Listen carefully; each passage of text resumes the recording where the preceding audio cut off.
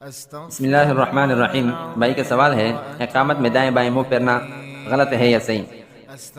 سب سے پہلے عرض تو یہ ہے کہ غلط ہونا یا ٹھیک ہونا یہ تو جائز اور ناجائز ہونے کی بات ہے، بلکہ کتابوں میں جو لکھا ہوا ہے وہ بہتری میں ہے۔ جیسے کہ بعض ائمہ کے نزدیک اقامت میں حی علی الصلاح حی علی الفلاح کے وقت دائیں بائیں منہ نہیں پھیرنا چاہیے، کیونکہ اذان میں غائب لوگوں کے لیے اچھی طرح اعلان کے لیے اس کی ضرورت ہوتی ہے، اور اقامت میں لوگ موجود ہونے کی وجہ سے اس کی ضرورت نہیں ہوتی۔ اور بعض کے نزدیک اگر جماعت کی جگہ کشادہ ہے تو اقامت میں بھی ان دونوں کلمات کے وقت دائیں بائیں منہ پھیرنا چاہیے، اور بعض نے فرمایا ہے کہ جگہ کشادہ ہو یا نہ ہو ہر حال میں منہ پھیرنا چاہیے۔ یہ تو ائمہ حضرات کے اختلاف ہوتے ہیں۔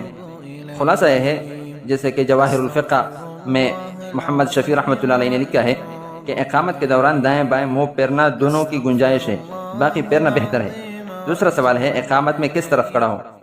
تو جس طرف اتفاق ہو، جس طرف موقع ملے اس طرف کھڑا ہو، بلا کراہت درست ہے۔